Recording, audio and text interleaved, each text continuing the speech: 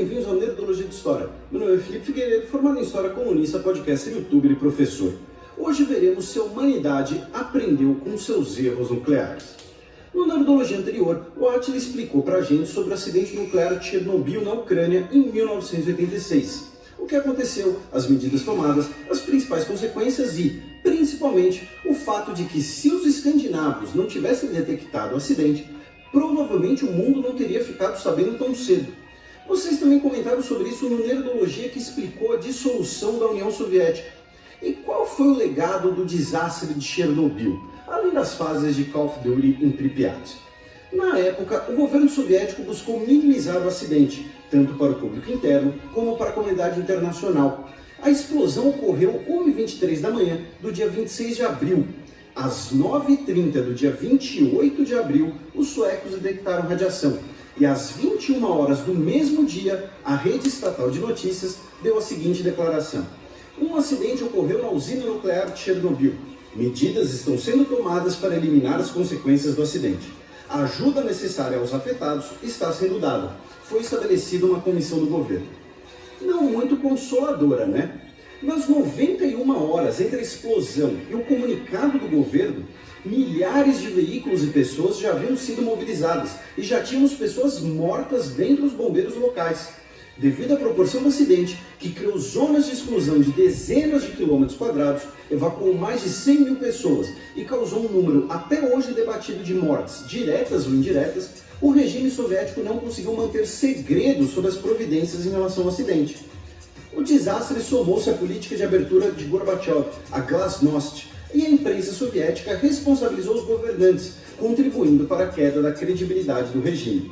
Nos noticiários brasileiros na época, falava-se em 2.000 mortos diretos, informações vindas dos Estados Unidos. Hoje, sabemos que as mortes diretas do desastre foram 31. As notícias vagas eram consequência tanto da falta de informações concretas, quanto das tensões da Guerra Fria. Tanto os soviéticos quanto o Ocidente tentavam pintar a pior imagem possível do seu inimigo. Esse cenário possui duas explicações. A primeira, já mencionada pelo Átila, é da prestação de contas de governos democráticos ser diferente da de um governo autoritário. Nos Estados Unidos, em 1979, tivemos o acidente nuclear de Three Mile Island, na Pensilvânia. O acidente não deixou vítimas diretas, embora tenha liberado radiação, causado evacuação de moradores e gerado custos enormes para limpeza e prevenção. Principalmente, alimentou vários debates nos Estados Unidos sobre a energia nuclear, se empresas privadas devem gerir usinas nucleares, como é a relação entre o governo e essas empresas, quais os efeitos da radiação. Já em países autoritários como a União Soviética, o menor número de informações era divulgado para impedir que a população se assustasse e se voltasse contra o regime. A segunda explicação é que a tecnologia nuclear é tratada como um grande segredo e parte do poderio de um país. O reator de Chernobyl, por exemplo, também era usado para a produção de plutônio. Ou seja, evitar que seu inimigo descubra seus segredos pode ser mais importante que tomar boas providências ou ser transparente sobre um evento nuclear. No período da Guerra Fria, as relações internacionais entre os dois blocos em conflito eram explicadas por um aspecto da teoria dos jogos chamado de jogo de soma zero. O jogo de soma zero representa uma situação em que os ganhos ou perdas de um participante dependem diretamente da proporção de ganhos ou perdas de outro participante. No contexto da Guerra Fria, isso significava que, para os Estados Unidos ganharem numa situação, a União Soviética tinha que perder, e vice-versa. Ou seja, ser transparente sobre um acidente nuclear representaria um ganho para o seu inimigo, seja de tecnologia ou de propaganda. Consequentemente, você perderia.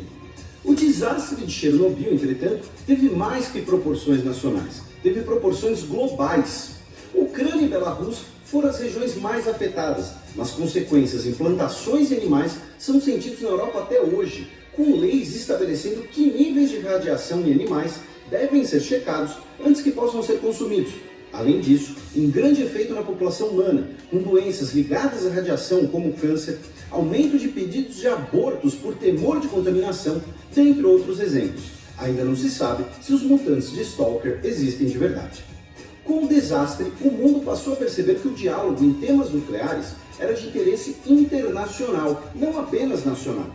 Como consequência direta das discussões sobre Chernobyl, foi criada a Associação Mundial de Operadores Nucleares, em 1989, focada no intercâmbio de informações sobre segurança nuclear. No contexto da Agência Internacional de Energia Atômica, conhecida pela sigla AIEA, uma organização da ONU criada em 1957, foram assinados 2 acordos como resposta direta ao desastre de Chernobyl: a Convenção sobre Assistência em caso de acidente nuclear ou emergência radiológica e a Convenção sobre Alerta Antecipado de um Acidente Nuclear.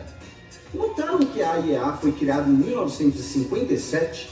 Por cerca de 30 anos, ela era um fórum onde Estados Unidos e a União Soviética negociavam sobre energia nuclear com seus aliados e tentavam descobrir os segredos um do outro. Poucos anos depois das novas medidas após Chernobyl, tivemos o fim da Guerra Fria.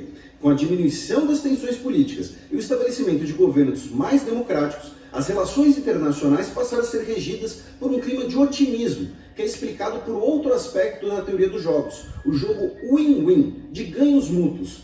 Ou seja, os ganhos e perdas de um participante não dependem dos ganhos ou perdas de outro participante. Pelo contrário, muitas situações podem levar a ganhos mútuos em que um participante pode até ganhar mais que o outro, mas ambos ganham.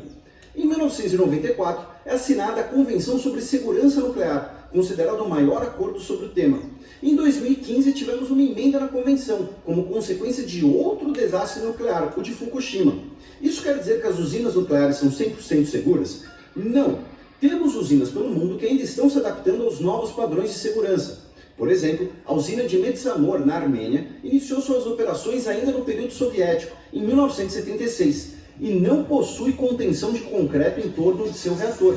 Além disso, ela está em uma região vulnerável a terremotos, um problema que afeta seriamente usinas japonesas e dos Estados Unidos, sem falar dos depósitos de restos de combustível nuclear.